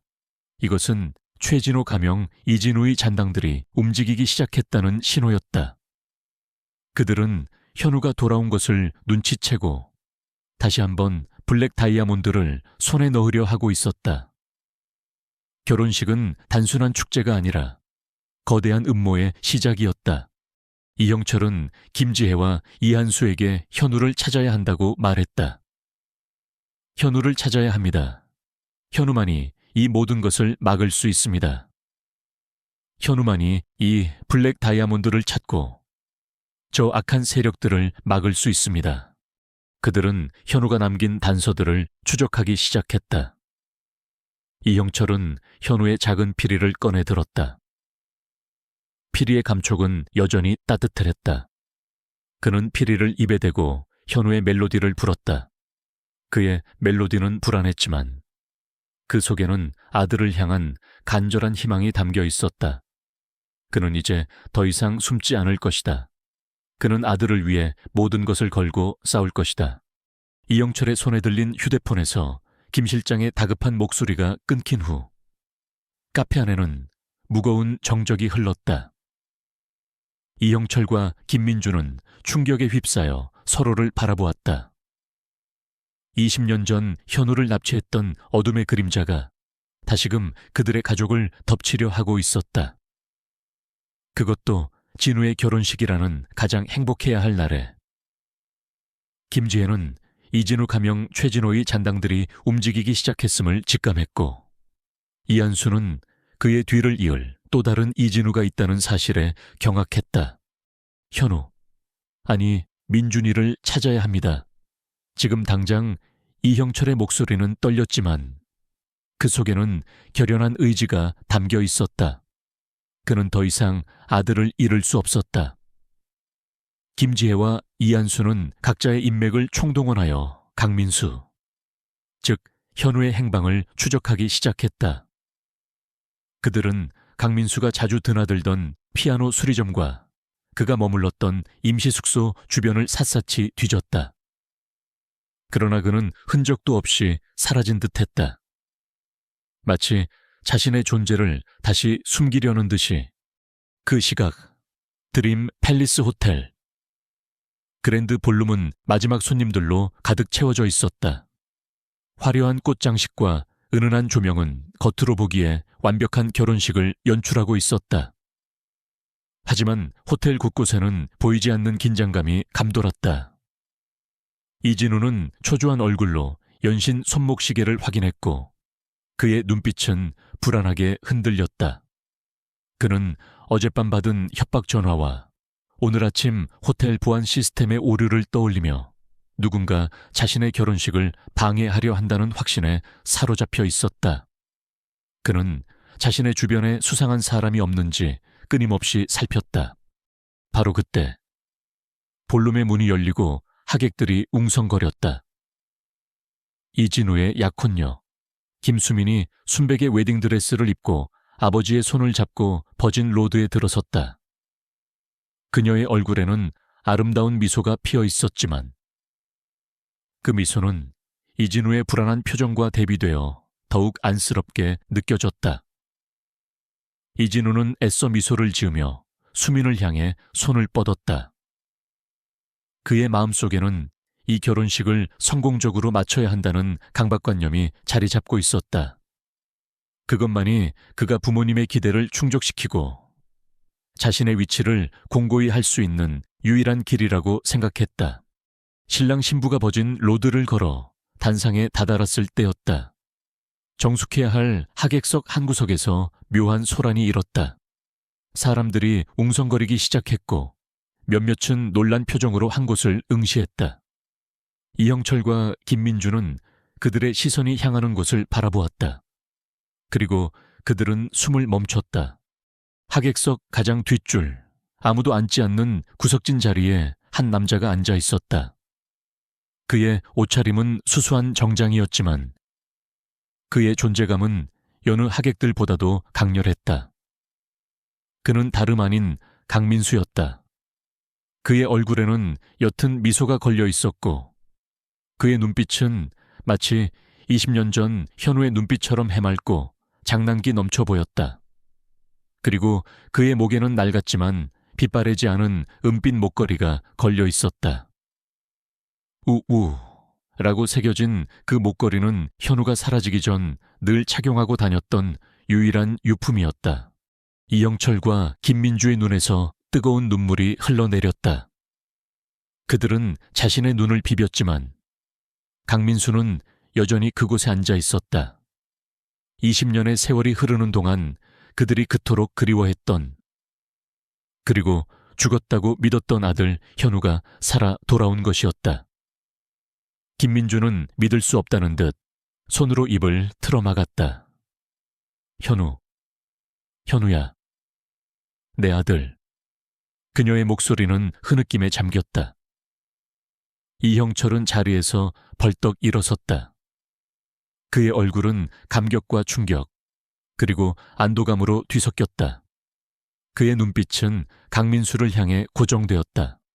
단상 위에서 이 모든 광경을 지켜보던 이진우는 강민수의 등장에 얼굴이 굳어졌다. 그의 눈은 강민수의 목에 걸린 목걸이에 고정되었다. 그는 그 목걸이를 본 순간 잊고 있던 어릴 적 기억들이 파노라마처럼 스쳐 지나갔다. 동생 현우가 늘 목에 걸고 다니던 그 목걸이, 그리고 현우가 자신에게 장난치던 모습, 자신의 뒤를 졸졸 따라다니던 모습. 그는 순간적으로 형언할 수 없는 감정에 휩싸였다. 불안감, 질투심, 그리고 알 수 없는 그리움. 강민수는 가족들의 시선을 느끼며 천천히 자리에서 일어섰다. 그의 발걸음은 조심스러웠지만 그 속에는 굳은 결심이 담겨 있었다. 그는 버진 로드를 따라 단상으로 향했다. 하객들은 웅성거렸다. 갑작스러운 상황에 그들은 영문을 몰라 했다. 그들은 민준의 등장으로 인해 결혼식이 중단될까봐 걱정했다.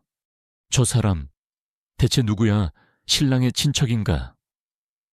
그런데 왜 저렇게 신랑 신부에게 다가가는 거지?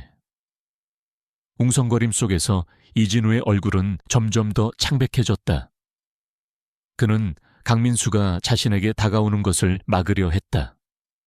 그는 강민수가 자신의 결혼식을 망치고 자신의 모든 것을 빼앗아갈까봐 두려웠다. 그의 마음속 깊이 숨겨져 있던 열등감과 불안감이 다시금 고개를 들었다. 그는 강민수를 향해 소리쳤다. 당신 거기서 더 이상 다가오지 마. 하지만 강민수는 그의 말을 듣지 않았다. 그는 오직 이형철과 김민주, 그리고 이진우를 향해 걸어갔다. 그의 눈빛은 그들을 향한 그리움과 복잡한 감정들로 가득했다. 그의 손은 무의식적으로 자신의 목에 걸린 목걸이를 쥐었다. 그 목걸이는 그의 존재를 증명하는 유일한 증표였다.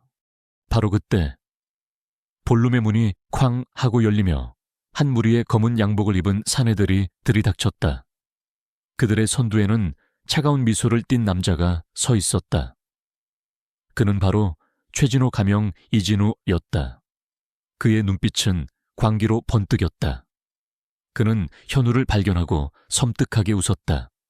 하하하, 이럴 수가 드디어 나타났군. 김민준 형사 아니. 이현우 군 내놈이 살아있을 줄이야. 그리고 이 결혼식이 너의 가족 상봉의 장소가 될 줄은 몰랐군. 나의 블랙 다이아몬드를 내놓지 않으면 너희 가족 모두를 이 세상에서 지워버리겠다. 최진호는 손에 든 총을 이진우와 수민을 향해 겨눴다. 그의 목소리는 볼룸 전체에 섬뜩하게 울려 퍼졌다. 모든 하객들은 공포에 질려 비명을 지르며 엎드렸다. 결혼식장은 순식간에 아수라장이 되었다. 이형철과 김민주는 아들과 며느리를 향해 겨눠진 총을 보고 경악했다. 이진우는 최진호의 등장에 몸이 굳어버렸다. 그는 자신에게 일어났던 모든 불길한 일들과 협박 전화의 배후가 최진호였음을 비로소 깨달았다. 그리고 최진호의 입에서 나온 블랙 다이아몬드라는 말에 그의 얼굴은 더욱 창백해졌다. 현우는 최진호의 등장에 눈빛이 싸늘하게 변했다. 그의 얼굴에서는 20년 전 어린아이의 해맑은 미소는 사라지고 3년 전 천재 형사 김민준의 날카로운 눈빛이 번뜩였다. 그는 이 순간을 예감하고 있었다. 그는 최진호가 자신의 가족을 위협하리라는 것을 알고 있었다. 그는 자신이 기억을 잃었을 때도, 그리고 형사가 되었을 때도 늘 이 그림자 같은 존재를 쫓아왔다. 최진호, 결국 내 놈이 나타났군. 내 놈의 탐욕은 끝이 없구나. 내 가족에게서 떨어져라. 현우의 목소리는 차갑게 가라앉았다. 그의 손은 무의식적으로 낡은 시계를 꽉 쥐었다. 시계의 초침은 째깍째깍 소리를 내며 빠르게 움직였다. 그것은 그에게 주어진 시간이 얼마 남지 않았음을 알리는 듯했다. 하하하, 건방진 놈, 내 놈이 날 막을 수 있을 거라 생각하나. 나는 이 드림 팰리스의 모든 것을 내 손안에 넣고 있다. 내 놈의 가족들은 모두 나의 인질이다.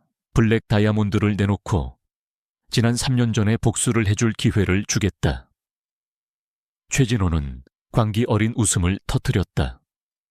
그의 부하들은 총을 들고 하객들을 위협했다. 현우는 주위를 둘러보았다. 모든 하객들이 공포에 질려 떨고 있었고 이진우는 수민을 감싸 안은 채 겁에 질려 있었다. 이형철과 김민주는 눈물을 흘리며 현우를 바라보았다. 그들의 눈빛에는 현우에게 모든 것을 맡기겠다는 믿음과 함께 아들을 잃을지도 모른다는 두려움이 뒤섞여 있었다. 현우는 자신이 이 상황을 해결해야 한다는 것을 직감했다. 그는 자신의 능력을 사용하기 시작했다. 그의 눈은 최진호의 부하들이 들고 있는 총의 종류와 그들의 움직임을 스캔했다. 그의 귀는 최진호의 심장 박동 소리와 그의 부하들의 숨소리까지 감지했다. 그는 볼룸 내부의 모든 미세한 진동과 에너지의 흐름을 읽어냈다. 그는 최진호가 자신의 통제권을 과신하고 있음을 알았다. 최진호, 너는 모든 것을 통제할 수 있다고 생각하겠지. 하지만 내 놈은 한 가지를 놓치고 있다. 이 드림 팰리스는 나의 영역이다. 현우의 목소리는 나지막했지만 그 속에는 강한 경고가 담겨 있었다. 최진호는 현우의 말에 비웃었다. 건방진 소리, 내 놈의 잔재주가 어디까지 통하나 보자. 그는 총을 들어 현우를 향해 겨눴다. 탕 하는 소리와 함께 총성이 볼륨에 울려 퍼졌다. 하객들의 비명소리가 더욱 커졌다. 현우는 총알을 피하며 몸을 날렸다. 그의 움직임은 예측 불가능했고 그의 몸놀림은 유연하면서도 강력했다. 그는 테이블과 의자를 이용하며 최진호의 부하들을 따돌렸다. 그는 최진호의 부하들이 들고 있는 총의 종류를 파악하고 있었다. 그는 그들이 어떤 총을 사용하고 있는지, 그리고 그 총의 사정거리가 어느 정도인지 정확히 알고 있었다. 이진우는 현우의 놀라운 움직임에 경악했다. 그는 자신이 알던 그 어리숙한 동생 현우가 아니었다. 그는 마치 영화 속 주인공처럼 움직였다. 그의 눈빛은 동생을 향한 질투심에서 존경심으로 바뀌기 시작했다. 그는 현우가 자신과 가족을 보호하기 위해 모든 것을 걸고 있다는 것을 직감했다. 현우는 최진호의 부하들을 향해 방역하기 시작했다. 그는 볼룸 내부의 모든 사물을 이용하여 자신에게 유리한 상황을 만들었다. 그는 샹들리에의 조명을 조작하여 부하들의 시야를 가렸고 테이블과 의자를 던져 그들의 움직임을 방해했다. 그의 움직임은 마치 그림자 같았다. 그는 보이지 않는 곳에서 나타나 부하들을 제압했다. 그의 주먹은 정확했고 그의 발차기는 날카로웠다. 그는 3년 전 천재 형사 김민준의 능력을 유감없이 발휘했다. 최진호는 현우의 예상치 못한 방역에 당황했다. 그는 현우의 능력이 이렇게 뛰어날 것이라고는 상상도 하지 못했기 때문이었다. 저놈 대체 무슨 짓을 하는 거야? 잡아, 당장 저놈을 잡아. 최진호는 소리쳤지만 그의 부하들은 현우의 그림자 같은 움직임을 따라잡을 수 없었다. 그들은 혼란에 빠졌다. 현우는 마침내 최진호의 앞에 섰다. 최진호의 얼굴에는 공포가 드리워졌다. 그는 현우의 눈빛에서 자신을 파멸시킬 강한 의지를 보았다. 현우는 최진호의 손에 들린 총을 재빨리 빼앗아 던졌다. 그리고 그의 목을 꽉 잡았다. 그의 손은 20년 전 납치 사건과 3년 전 폭발 사고의 흔적을 담고 있었다. 최진호, 이제 끝이다. 내 놈의 악행은 여기서 끝이다. 20년 전부터 이어진 너의 탐욕을 내가 끝내주겠다. 현우의 목소리는 낮았지만 그 속에는 뜨거운 분노와 함께 굳은 결의가 담겨 있었다. 그는 자신이 기억을 잃고 헤매었던 시간들, 그리고 박선우 형사의 희생에 대한 복수를 이 순간에 하려 했다. 바로 그때 볼룸의 문이 다시 열리고 경찰이 들이닥쳤다. 김지혜 기자와 이한수 전직 경찰 기자가 미리 연락해 둔 것이었다. 경찰은 현장의 아수라장을 보고 경악했다. 그들은 총을 든 최진호의 부하들과 현우의 손에 제압당한 최진호를 보고 놀라움을 금치 못했다. 손들어 전부 움직이지 마, 경찰 반장이 소리쳤다. 현우는 최진호를 경찰에게 넘겼다. 그의 얼굴에는 오랜 고통과 시련 끝에 찾아온 해방감이 드리워져 있었다. 그는 가족들을 바라보았다. 이형철과 김민주는 눈물을 흘리며 현우에게 달려왔고, 이진우는 복잡한 표정으로 현우를 응시했다. 현우는 자신의 가족을 보호했고, 잃어버린 자신의 기억과 명예를 되찾을 첫걸음을 내디딘 것이다. 결혼식은 파국으로 치달았지만 그 파국 속에서 진실이 드러났고 잃어버린 가족이 다시 만나는 기적이 일어났다. 최진호의 광기 어린 외침과 함께 총성이 볼륨에 울려 퍼지자 결혼식장은 순식간에 아수라장이 되었다. 하객들의 비명소리가 천장을 뚫을 듯 울려 퍼졌고 사람들은 공포에 질려 테이블 아래로 몸을 숨기거나 출구를 향해 필사적으로 도망쳤다. 이형철과 김민주는 혼비백산하여 주저앉았고 이진우는 김수민을 끌어안은 채 몸을 덜덜 떨었다. 그들의 눈은 공포에 질려 최진호와 그의 부하들을 바라보았다. 이 순간 현우만이 이 광란의 중심에서 차분하고 결연한 눈빛을 유지했다. 현우는 총성이 울리자마자 본능적으로 몸을 날려 총알을 피했다. 그의 움직임은 마치 번개처럼 빨랐고 그의 몸놀림은 유연하면서도 강력했다. 그는 3년 전 천재 형사 김민준으로서 수많은 위험한 상황을 겪었던 경험을 바탕으로 이 위기를 극복해야 한다는 것을 직감했다. 그의 심장은 격렬하게 뛰었지만 그것은 두려움 때문이 아니라 오랜 기다림 끝에 마침내 찾아온 숙명적인 대결을 향한 고동이었다. 그는 자신의 손목에 채워진 낡은 시계를 꽉 쥐었다. 시계의 초침은 째깍째깍 소리를 내며 끊임없이 움직였다. 그것은 그에게 주어진 시간이 얼마 남지 않았음을 알리는 듯했다. 젠장 저놈을 잡아 총으로 쏴. 최진호는 현우의 민첩한 움직임에 당황하며 소리쳤다. 그의 부하들은 총을 들고 현우를 향해 달려들었다. 그러나 현우의 움직임은 그들의 예상을 훨씬 뛰어넘었다. 그는 볼룸 내부의 모든 사물을 이용하여 자신에게 유리한 상황을 만들었다. 그는 샹들리에 조명을 조작하여 부하들의 시야를 가렸고 테이블과 의자를 던져 그들의 움직임을 방해했다. 그의 움직임은 마치 그림자 같았다. 그는 보이지 않는 곳에서 나타나 부하들을 제압했다. 그의 주먹은 정확했고 그의 발차기는 날카로웠다. 그는 과거 특수훈련을 받았던 엘리트 경찰관의 능력을 유감없이 발휘했다. 이진우는 현우의 놀라운 싸움 실력에 입을 다물지 못했다. 그는 자신이 알던 그 어리숙한 동생 현우가 아니었다. 그는 마치 액션 영화 속 주인공처럼 움직였다. 그의 눈빛은 동생을 향한 질투심에서 점차 존경심으로 바뀌기 시작했다. 그는 현우가 자신과 가족을 보호하기 위해 모든 것을 걸고 있다는 것을 직감했다. 그의 마음속에 쌓여있던 현우에 대한 오해와 열등감이 한순간에 무너져 내리는 듯했다.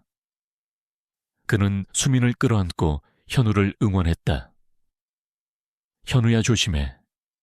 그의 목소리는 간절했다. 이영철과 김민주는 눈물을 흘리며 현우를 바라보았다. 그들은 아들이 그동안 얼마나 많은 고통과 시련을 겪었을지, 그리고 얼마나 강인한 존재로 성장했는지 비로소 깨달았다. 그들의 눈빛에는 현우에게 모든 것을 맡기겠다는 믿음과 함께 아들을 잃을지도 모른다는 두려움이 뒤섞여 있었다. 김민주는 손을 모아 기도했고, 이영철은 아들을 향해 힘내라는 무언의 응원을 보냈다. 현우는 최진호의 부하들을 하나둘씩 제압해 나갔다. 그의 움직임은 거침없었고 그의 눈빛은 날카롭게 번뜩였다. 그는 한 부하의 총을 빼앗아 허공에 겨눴다. 탕탕 하는 소리와 함께 총알이 천장을 뚫었다. 하객들의 비명소리가 다시 한번 울려 퍼졌다. 현우는 총을 던져버렸다. 그는 총을 사용하는 대신 자신의 능력을 이용하기로 했다.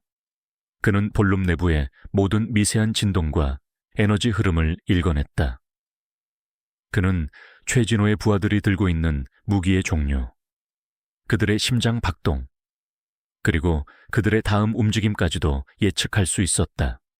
이럴 수가, 저놈이 대체 뭐야? 최진호는 현우의 압도적인 능력에 당황했다. 그의 얼굴에는 당황스러움과 함께 분노가 뒤섞여 있었다. 그는 현우를 향해 직접 달려들었다. 그의 손에는 날카로운 단도가 들려 있었다. 내 놈이 감히 나의 모든 것을 망치려 하다니 너도 네 동료처럼 비참하게 죽는 게 운명이다. 최진호의 목소리는 광기에 차 있었다. 그는 현우를 직접 처리하려 했다. 현우는 최진호의 공격을 피하며 몸을 날렸다. 그의 눈빛은 최진호의 모든 움직임을 꿰뚫어 보았다. 그는 최진호가 단도를 휘두르는 순간 그의 팔목을 잡아 꺾었다. 악침하는 비명과 함께 최진호의 손에서 단도가 떨어져 나갔다. 현우는 최진호의 목을 꽉 잡았다. 그의 손은 20년 전 납치 사건과 3년 전 폭발 사고의 흔적을 담고 있었다. 그의 손끝에서는 뜨거운 분노가 느껴졌다. 최진호, 내 놈의 탐욕은 끝이 없구나. 내 놈 때문에 내 인생은 망가졌고 내 동료는 죽었다. 나는 이 순간을 위해 20년을 기다렸다. 현우의 목소리는 낮았지만 그 속에는 뜨거운 분노와 함께 굳은 결의가 담겨 있었다. 그는 자신이 기억을 잃고 헤매었던 시간들, 그리고 박선우 형사의 희생에 대한 복수를 이 순간에 하려 했다. 그의 눈빛은 복수심으로 불타올랐다. 그는 최진호를 이대로 끝장내고 싶었다. 바로 그때 볼룸의 문이 쾅 하고 열리며 경찰이 들이닥쳤다. 김지혜 기자와 이한수 전직 경찰 기자가 미리 연락해 둔 것이었다. 그들은 현장에 도착하자마자 혼란스러운 광경에 경악했다. 그들은 총을 든 최진호의 부하들과 현우의 손에 제압당한 최진호를 보고 놀라움을 금치 못했다. 손들어 전부 움직이지 마. 경찰 반장이 소리쳤다. 그의 목소리는 단호했다. 현우는 최진호를 경찰에게 넘겼다. 그의 얼굴에는 오랜 고통과 시련 끝에 찾아온 해방감이 드리워져 있었다. 그는 최진호의 소나귀에서 벗어난 순간 자신의 몸을 지탱하기 위해 잠시 비틀거렸다. 그의 몸은 지쳐 있었지만 그의 눈빛은 여전히 살아있었다.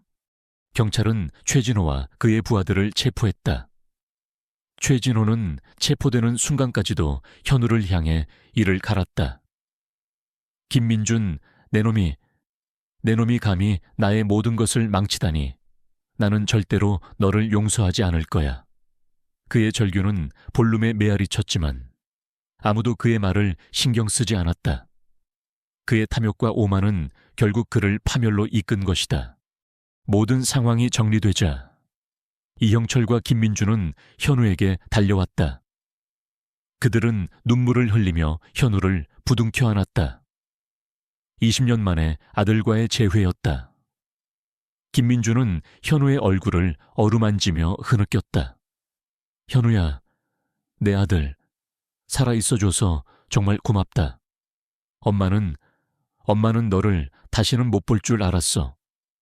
그녀의 목소리는 감격과 슬픔으로 뒤섞였다. 이영철은 현우의 어깨를 꽉 잡았다. 그의 눈에는 뜨거운 눈물이 고였다. 현우야, 아버지가 너를 알아보지 못했어. 미안하다. 내 아들, 네가 그동안 얼마나 힘들었을까. 그의 목소리는 울먹였다. 그는 현우가 그동안 겪었을 고통과 시련을 생각하며 가슴 아파했다.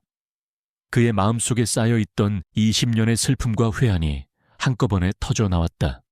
이진우는 복잡한 표정으로 현우를 바라보았다. 그의 얼굴에는 경외심, 안도감, 그리고 깊은 부끄러움이 뒤섞여 있었다. 그는 현우가 자신과 가족을 구했다는 사실에 감사했지만 동시에 자신이 현우를 의심하고 질투했던 과거를 떠올리며 자책했다. 그는 현우에게 다가가 어색하게 손을 내밀었다. 현우야, 네가 정말 살아있었구나. 형이 미안하다. 정말 미안해. 그의 목소리는 진심으로 우러나왔다.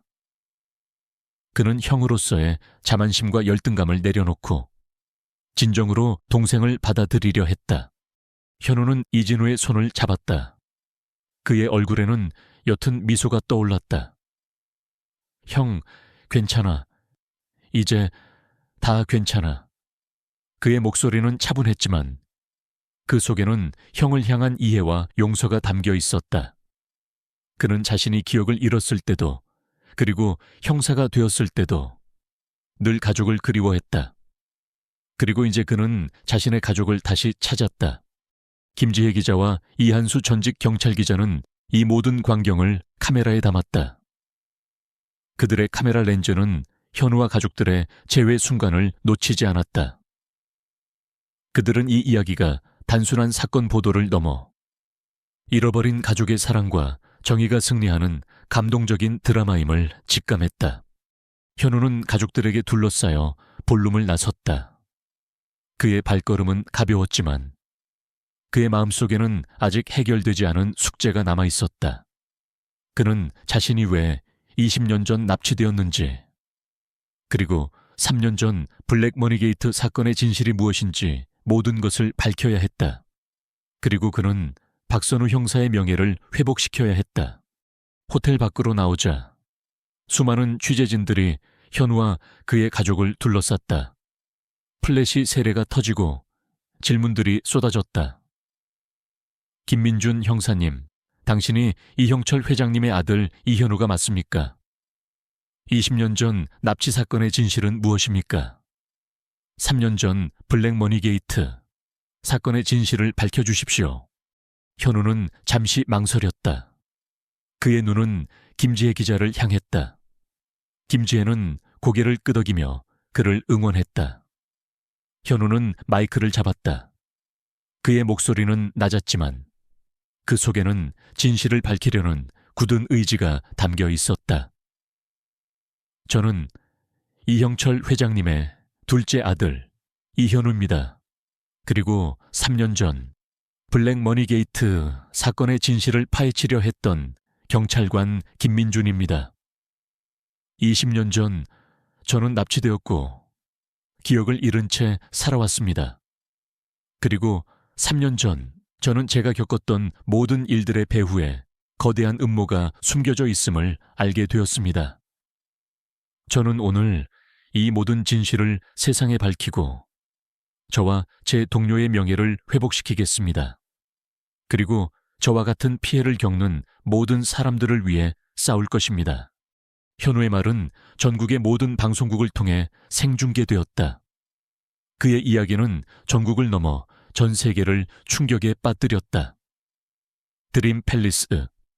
결혼식은 단순한 파국이 아니라 잃어버린 영웅의 귀환과 함께 거대한 진실이 드러나는 역사적인 순간이 되었다. 잃어버린 기억의 조각들이 하나둘씩 맞춰지면서 20년 전의 비극과 3년 전의 음모가 서서히 베일을 벗고 있었다. 현우의 고백은 전국을 뒤흔들었다. 20년 전 실종된 이형철 회장의 둘째 아들 이현우가 살아 돌아왔다는 소식. 그리고 그가 블랙머니 게이트 사건의 누명을 쓴 김민준 형사였다는 사실은 모든 언론사의 헤드라인을 장식했다. 그의 이야기는 단순한 가족 상봉 드라마를 넘어 거대한 금융범죄와 권력형 비리, 그리고 억울하게 희생된 이들의 명예를 회복시키는 사회정의의 문제로 확장되었다. 경찰은 즉각 최진호와 그의 잔당들을 재수사하기 시작했고, 언론은 연일 현우의 활약과 그를 둘러싼 진실을 보도했다. 사람들은 현우의 용기와 희생에 열광하며 그를 시대의 영웅으로 칭송했다. 최진호는 모든 혐의에 대해 유죄 판결을 받았다. 20년 전 이현우 납치교사, 수십 년간 이어온 불법 자금 세탁 및 부동산 투기, 블랙머니 게이트 사건 조작 및 박선우 형사 살해 교사, 그리고 이진우의 결혼식에 난입하여 테러를 감행한 혐의까지. 그의 죄는 너무나도 명백했고 증거는 차고 넘쳤다. 최진호는 자신의 모든 재산을 몰수당하고 남은 생을 감옥에서 보내게 되었다. 그의 탐욕과 오만은 결국 그 자신을 파멸로 이끈 것이다. 그의 거대한 범죄 제국은 한순간에 무너져 내렸다. 이진우는 현우에게 진심으로 사과했다. 그는 자신의 열등감과 불안감 때문에 현우를 의심하고 질투했던 과거를 고백하며 눈물을 흘렸다. 현우야, 형이 정말 미안하다. 네가 돌아왔는데도 형은 네가 내 자리를 빼앗을까 봐 두려웠어. 정말 부끄럽다. 형을 용서해줘. 그의 목소리는 진심으로 우러나왔다. 그는 형으로서의 자만심과 열등감을 내려놓고 진정으로 동생을 받아들였다. 현우는 이진우의 사과를 덤덤히 받아들였다. 형, 괜찮아. 나도 다 이해해. 이제 우리 가족은 다시 함께니까.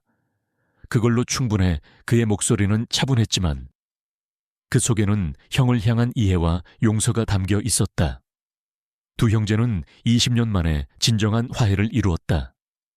이진우는 이후 현우의 가장 든든한 조력자가 되어 주었다. 그는 자신의 사업적 수완을 발휘하여 현우의 활동을 적극적으로 지원했다. 이영철과 김민주는 아들 현우의 귀환에 말로 표현할 수 없는 기쁨을 느꼈다. 그들은 20년 동안 현우의 빈자리로 인해 메말랐던 마음이 서서히 채워지는 것을 느꼈다. 김민주는 현우를 품에 안고 밤마다 그의 이름을 불렀고, 이영철은 현우의 손을 잡고 그의 이야기를 밤새도록 들어주었다. 그들은 현우가 그동안 겪었을 고통과 시련을 생각하며 가슴 아파했지만 동시에 아들이 이렇게 강인하고 정의로운 사람으로 성장했음을 자랑스러워했다. 그들은 현우를 알아보지 못했던 자신들의 어리석음을 깊이 반성하며 아들에게 진심으로 용서를 빌었다. 경찰청은 현우에게 복직을 제안했다. 그것도 일반 형사가 아닌 새롭게 신설되는 금융범죄수사대 특수팀의 팀장 자리였다. 특수팀은 복잡하고 고도화된 금융범죄를 전담하며 현우의 뛰어난 분석 능력과 직관, 그리고 특수훈련 경험이 절실히 필요한 자리였다. 현우는 처음에는 망설였다. 다시 경찰 조직으로 돌아가 그 고통스러운 과거를 마주해야 한다는 사실이 그에게는 큰 부담이었다. 그러나 그는 자신의 동료 박선우 형사의 얼굴을 떠올렸다. 그리고 김지혜 기자의 진심 어린 조언이 그의 마음을 움직였다. 현우 씨, 당신은 이 세상에 꼭 필요한 사람입니다. 당신의 능력은 단순히 개인적인 복수를 위한 것이 아닙니다. 당신은 더 많은 사람들을 구할 수 있습니다. 이 사회의 어둠 속에 숨어있는 악한 세력들을 뿌리 뽑고 당신처럼 억울하게 피해를 입는 사람들을 구원해야 합니다. 김지혜의 목소리는 단호했지만 그 속에는 현우에 대한 깊은 신뢰와 희망이 담겨 있었다. 결국 현우는 복직을 수락했다. 그는 낡은 택배 작업복 대신 깔끔한 정장 차림으로 다시 경찰청에 들어섰다. 그의 손목에는 김지혜가 고쳐준 낡은 시계가 여전히 채워져 있었다. 시계의 초침은 째깍째깍 소리를 내며 힘차게 움직였다. 그것은 그의 새로운 시작을 알리는 희망의 소리 같았다.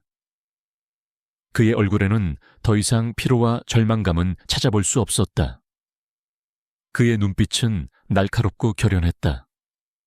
그는 진정한 자신의 모습을 되찾은 것이다. 현우는 금융범죄수사대 특수팀장으로서 뛰어난 활약을 펼쳤다. 그의 팀은 복잡하고 난해한 금융범죄들을 해결하며 수많은 성과를 올렸다. 그는 자신의 놀라운 감각과 분석 능력을 활용하여 범죄에 숨겨진 그림자를 찾아냈고 최첨단 기술을 통해 범죄 조직의 네트워크를 파헤쳤다.